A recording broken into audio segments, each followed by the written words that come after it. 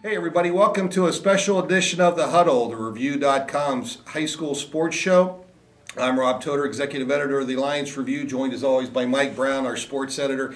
And today we're going to talk about the new competitive balance issue that the Ohio High School Athletic Association has announced. Just to give you some background, the voting will take place by high school principals May 1st through May 15th, and if it passes, it's going to add a multiplier to high school sports teams whose athletes only are counted if they come from another school district. So it's a little complicated. It's not quite as complicated as some of the previous referendum items, but Mike and I wanted to talk about it. I know, Mike, you're not really in favor of it. I kind of like it from a standpoint of it's a good first step. It might not be the right answer or the final answer, but really, what are the concerns that you have with the way the system is now? Let's start there. Yeah, well, no, I just think the thing I worry about is they've come up with this plan just a little bit over a month before they were to vote on the other plan. And I think it's a little bit late in the game to be doing something like that. And I realize that they've been working behind the scenes trying to come up with an alternative plan for this. But I think because of the timing of it, Rob, I think that muddies the waters. And I think when you confuse the voting public of this, which will be the principals will vote on this.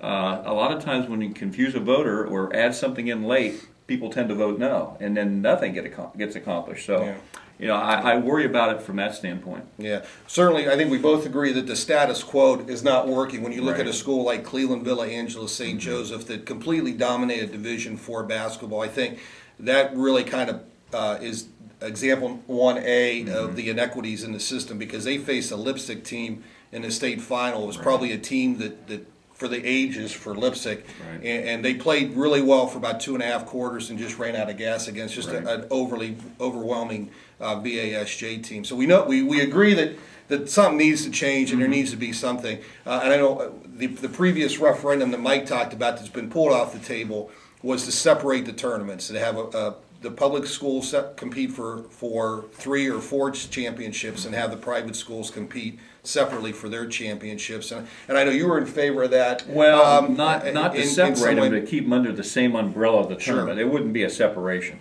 And I was definitely in the anti-separation tournament, or to have separate tournaments.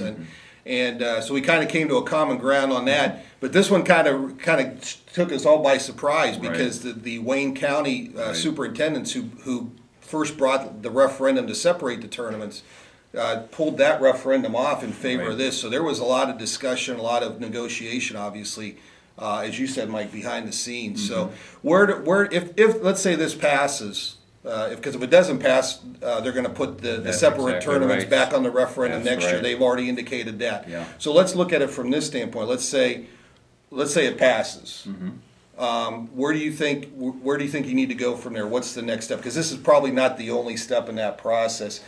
Basically, what it's going to do, as I said before, is if you have an athlete on your basketball team, let's say from another school district, there's a multiplier added to that, and then it's added to your base enrollment. I mean, where do we need to go from there to even, or do we just need to go separate? Well, I think that's a starting point. And like you said, it's going to be a work in progress if it does pass. The people I've talked to, Robin, it's only been a few since this has been announced.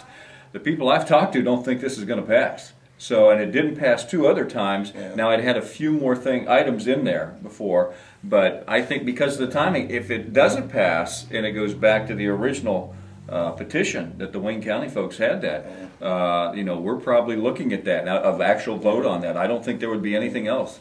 Let me interrupt you there too. The 2 previous referendums from 2 years ago and last year dealt with socioeconomic factor and a tradition factor. And basically the socioeconomic factor was, you know, based on the number of students in your entire school that got free and reduced lunches. The idea being that schools in more affluent areas had an advantage athletically. To me, those 2 factors really muddied the water. I agree. In those previous votes. You would agree with that. And I think taking those out maybe simplifies it a little bit. Right, I agree with that, but I think the timing this time, you know, if they were going to do that, I think it should have been months ago, not a little bit over a month before they were going to vote on the other issue. So I think they're going to have to get the word out, have some meetings, talk to people, and make people inform voters before this happens. I think the other thing too, Robin, you brought this up.